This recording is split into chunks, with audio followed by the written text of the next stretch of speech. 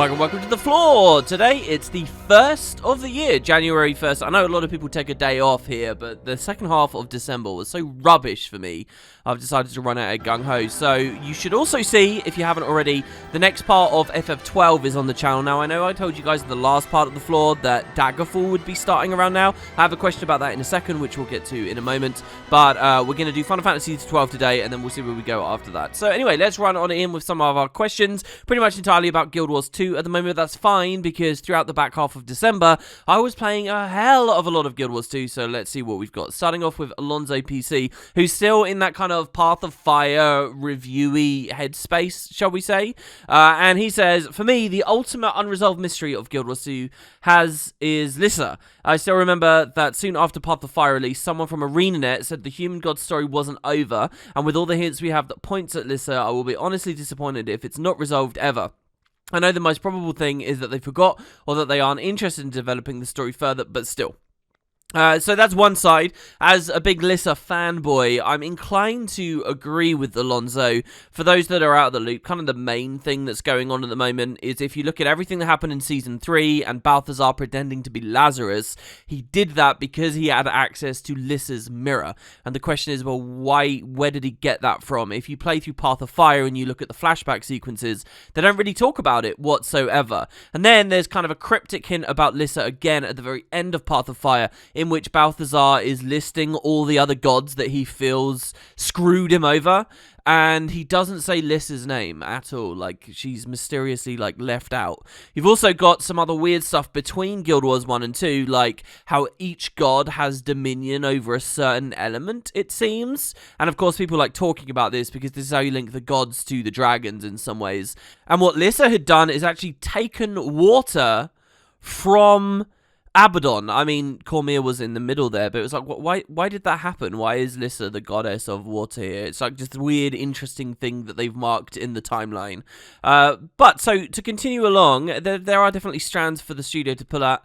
The next person says, no thanks. Cormier is probably even less of a bitch than Lissa, which speaks about the gods. More Doom, lore for Menzies, time to revisit some Abaddon stuff in Cantha 2. These guys are much gods in hell, way cooler.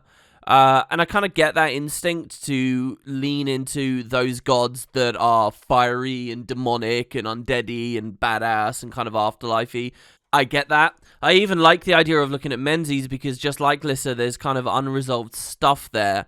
But I feel like that was Path of Fire's duty to look at Menzies, and if we didn't get Menzies there, I don't know how it's relevant when we come to End of Dragons and stuff like that. Hold that thought though. Toast Baron says, Lissa's particularly interesting. I'm still fond of the idea that only one of the twins left with the gods and the other remained on Tyria. And since they're both technically the same entity, that might mean she has 1 foot in one foot out of Tyria, rather than having left outright.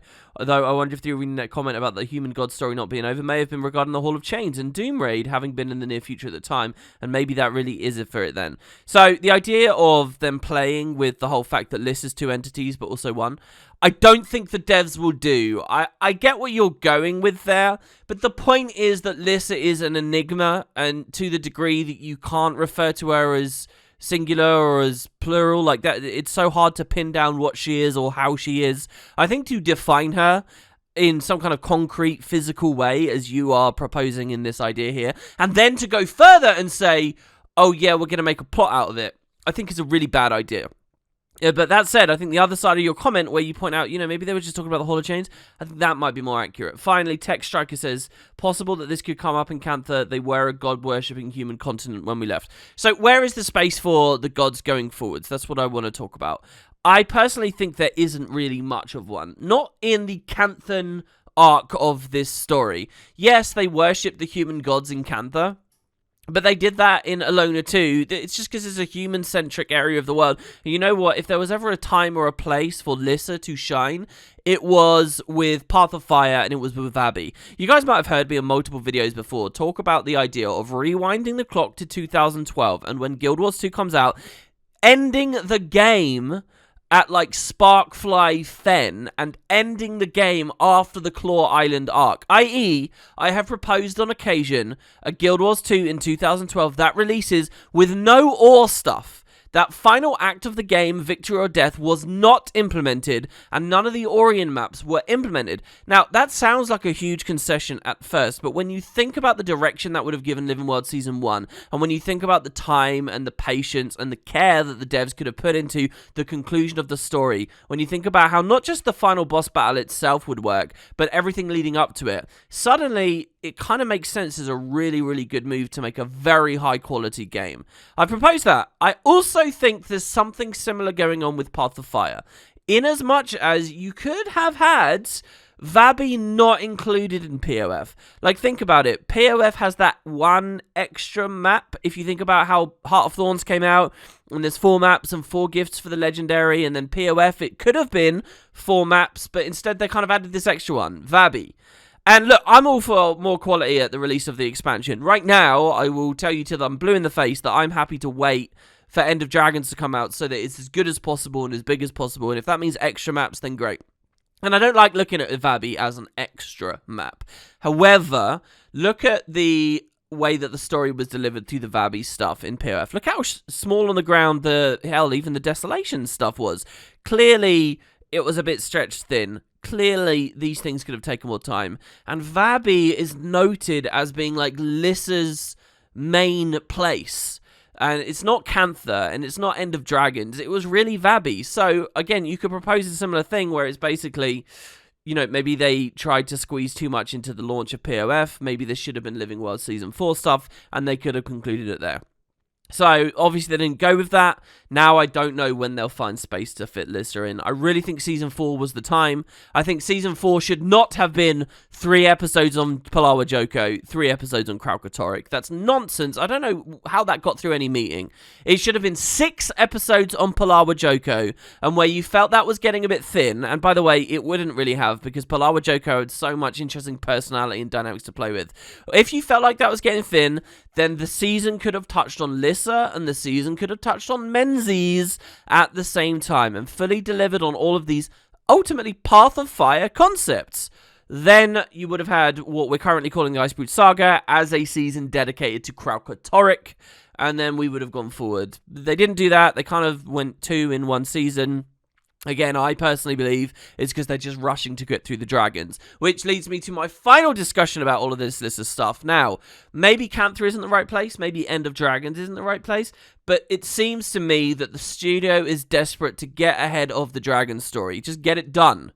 And that's not blindly motivated, that's because a huge number of people in the community also misdiagnose Guild Wars 2's story issues as being to do with the dragons. It's not because of the dragons whatsoever, but people think it is, and so therefore I think that the studio now believes it must bow down and please the audience by getting away from the dragon storyline. The upside to that is maybe after End of Dragons, and possibly even after the Living World season following End of Dragons, I don't even know what we call that. Is that going to be another saga? Is that going to be another Champions release? I don't know what we'll call that. But after that's over, you know, the door's wide open. You could do all kinds of cool stories about the struggles for magic and people finding their place in the world, trying to get their share. The franchise would essentially reset to the place it was at right before Guild Wars 1. That golden era, just before pre-searing, where there was a lot of interesting politics and power dynamics at play. And then probably, if I was the studio, I would look at some of these unseen areas off the map that the first game did not cover. I mean, we're due for it, right? Somewhere inland on the supercontinent, we can see to the right of everything at the moment in the in-game world map, or somewhere on those trade lanes leading from the Battle Isles. You know, I think that reintroducing the Battle Isles in a Living World season would be a very good idea. So, that's when maybe Lissa and Menzies can come back. And kind of, I don't know, this question has prompted me into talking about a broad view of where the story might go in the future. I will cap this off finally, though, with saying, to all of this, even back to Alonso's original comment that they want to see more Lissa, I'm not sure I do. And it's not because I'm not a fan. The brutal truth is, I don't really have faith that they'll do it well. Because if you look at what happened with Cormyr and what they actually delivered during POF, and to a lesser extent as well, the meta event around Augury Rock and the Hall of Ascension, which was also very, ripe ground for this stuff. If you actually look at what they did, the substance of what they did it was incredibly disjointed and disappointing and didn't work for me. There was a lot of spectacle, and in many ways I view that library scene as like the high point of not just POF, but the whole goddamn game so far. In many ways I do view it as a high point. But as an actual lore enthusiast, as someone that breaks it down and thinks about what was said in that scene and why, it's just a mess. It's a tangled web of nonsense, basically. I think the devs have lost grip on the nuance of their own God story. And maybe it's time to step away from the God lore. If you can't do it anymore, don't do it. And so I kind of want to leave it alone, especially because it's Lissa, and I don't want Lissa to be tampered with in a negative way. So there you go. God, every time there's a bit of a break in the floor, I mean, what's it been, like 3 weeks since the last one? The first question always gets such a huge answer from me. It's like I'm all balled up and pent up, and then it just explodes out. All right, next one. Drilly is talking about the whole Zodger voice acting thing. Why wasn't Zodger in the Dragon response missions and so on? Anyone remember Canuck, who suddenly stopped having text with the Season 4 finale, and now again is missing, who never acknowledged to even exist anymore? Now, this spurred 19 responses, and I kind of didn't want to respond to this initially, but I do think it's an interesting subject. So first of all, who suddenly stopped having text with the Season 4 finale? You're not referring to some kind of update I don't know about, are you, in which they removed dialogue from him towards the end? I don't think that had happened, right? But yes, he's not been acknowledged to exist. I think you might know something. I don't know what prompted you to say this. And the 19 comments are people just sort of thinking out loud, I think, in general. But Canuck is interesting. Now, there's been a lot of situations throughout the Living World seasons in which a character has done exactly what Canuck is doing right now, where they kind of step to the side and they don't talk very much. I think as of right now, the community isn't too aware of Canuck's absence. Like, if I call your attention to it in this episode of The Floor with this question, a lot of you are now thinking, it has been a while since we've seen Canuck. But that's because you've been prompted to do so. Most people aren't going to think about this fact, probably, for a good 4 or 5 more updates, because it's not uncommon for characters to just disappear like this, and then they might reappear at some other time. So, do I think that the game is actually suffering or particularly aberrant for Canuck's missing right now? I think not. But at the same time, it's Canuck, who for a long time was actually my favourite character. Not so much anymore, I don't really like the direction that they took him in. He was my favourite character, and he was a really big part of so many releases. If you look at the expansions and his presence throughout those, as well as Living World, you can clearly see he's a fan favourite, and he's disappeared. The only fuel that I can add to the fire right now, and I've kept myself kind of tight-lipped about this in the past, because ultimately I don't really know what I'm saying. But you guys realize that when War Eternal came out, which was about the last time that we spoke to Canuck, that was when the female Char player character swapped to a new voice actress. In fact, look, I'll throw a screenshot up. Do you guys remember we got this very short, nondescript post on the main blog post? Now, I remember privately thinking this. The old female Char player character voice actor was a woman named Kate Miller, and she swapped for some reason. So, we've talked a lot about the fallout of it, but we've never talked about why in the community, and why, because there's been no reason to. But she, and it's funny because this information isn't really listed on the Guild Wars 2 wiki anywhere, but she is the wife of John Dimaggio. So if his wife stopped working for this franchise, does it make sense that maybe he stopped working for it as well, and they just chose not to tell us? That's been my going theory, and you know, it's sad because 3 years ago, I would never have thought something so manipulative of the studio. But with stuff in recent years, like Mike Z quietly leaving and no one knows, I feel like things got a lot more corporate and a lot more close-handed, and it's all a bit shit, really. So, you never know. We'll see what you guys think.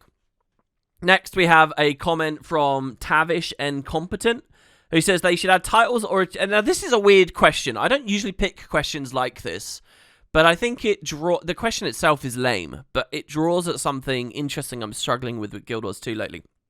Tavish Incompetent says they should add titles or achievements or something else to display for those who had multiple pieces of the same legendary equipment, just so we can say they still got something out of it.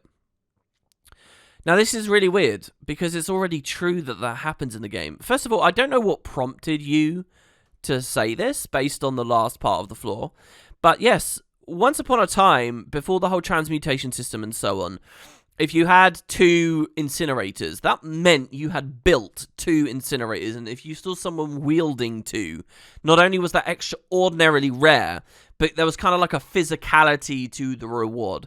Now, a lot of that broke away as more and more quality of life features came into the game. Quality of life features that had always been applauded.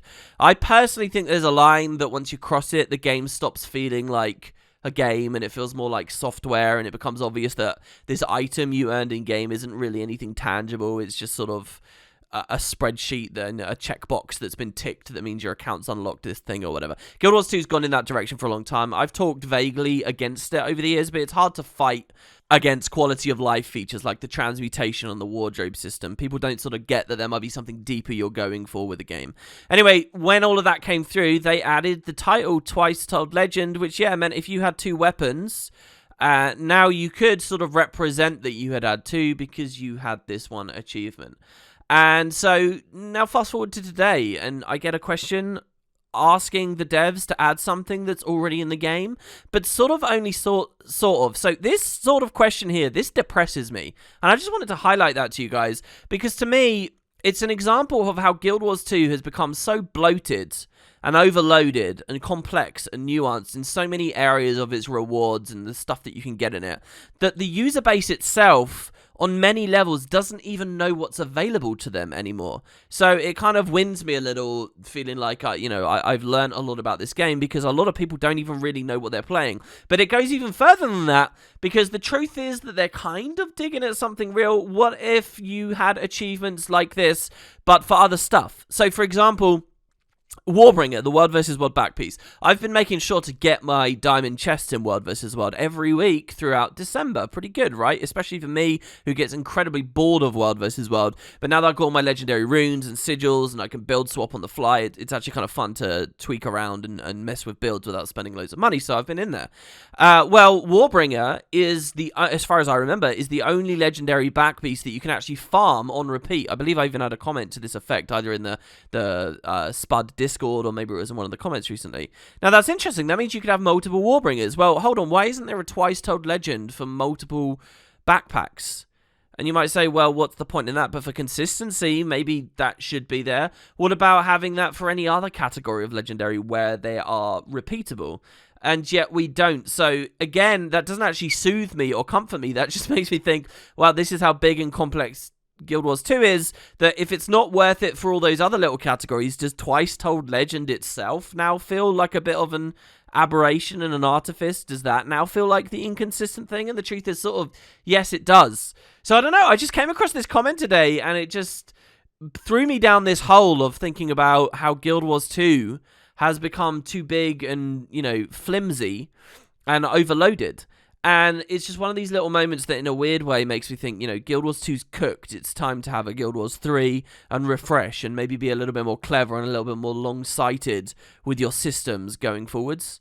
I don't know. Does this come off as a rambling answer? I almost didn't include this in the video, but I do think there's something in there. I'd love to hear some of your thoughts. And yeah, thanks to Tavish for prompting a bit of a discussion. Next we have Bellstar, who says, the problem that no one was ever happy with anything is that ArenaNet creates something, but then doesn't iterate and refine, but just goes on to the next thing. Dungeons, fractals, raids, strikes, DRMs, and so on.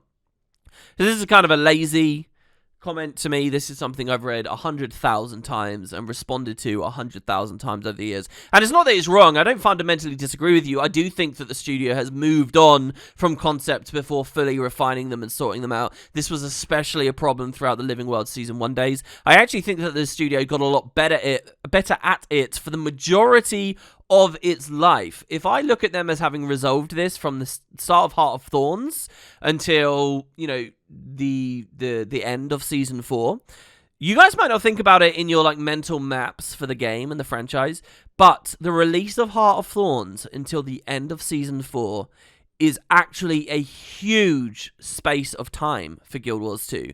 The majority of its time. And if they were not in this trap of constantly reiterating and not sticking with something for that time, they should get some credit from that, shouldn't they? But they don't, because it's become an issue again recently, and because it was an issue for a lot of people earlier, so therefore, we'll just wash away all of the good. That irritates me a little. But I do have another defense for the studio here, that I've never really found a way to wrestle with. I hate it too, let me be clear. I think that they should have tried a lot harder with all of their concepts. I think the only one that they've really stuck with and done a lot of good and continually refined is fractals, and again, I think they should get some credit there. But what I will say is people are fickle, and I think the studios prove time and time again, just look at the difference between Path of Fire and Heart of Thorns, that they really care what the community is saying. To too much of a degree, I would actually argue. And so, when a concept doesn't do well, they immediately flip on it because the community flips on it. Just the fact that I've had this question proves something about people and their interpretation of this product, that they don't let go of opinions. And what does that mean? That means that if they release a concept that is a bit rubbish and needs its kink worked out, most players don't have the patience or imagination to see what could be great. They'll just judge it and forever judge it on those merits. So the devs kind of have to rebrand at that point, and they have to get away. You know, a lot of people joke about, oh, why is it Iceboot Saga instead of just Season 5? And now all this complete crazy nonsense we've got with this final episode. Why do they keep doing all of these rebrands? And I kind of understand why they're rebranding it in that way, because people are stupid, and people stick to labels, and they say, oh, look, Season 1 had all these patches where you could complete it all in an hour, so therefore that's what all of Living World is. Living World is content you can complete in an hour. That's not true, guys, and it hasn't been true for years and years and years, until, ironically, this Champions release. Most of these Living World patches have taken at least 2-3 hours for a basic story completion, and then if you were a real player and you were getting all the achievements and doing extra stuff, we're talking weeks or even months for some of these releases to complete everything. And yet, what is the Living World reputation? That it takes an hour to be a patch. And some of that is because of the story side stuff, and especially in recent releases, but a lot of it is because people are shallow and they just judge and remember their initial impressions, and they cannot be convinced. So, you know, when you're ArenaNet and you're desperate for the approval of the community, and you see this behavior in the community, can you really blame them for finding a concept, they don't nail it instantly, and then just quickly throwing to the next one? They're just playing to you guys. They're just going for the populist vote. And it sucks, and they've missed out on so much for it, but I can kind of imagine why they're doing it.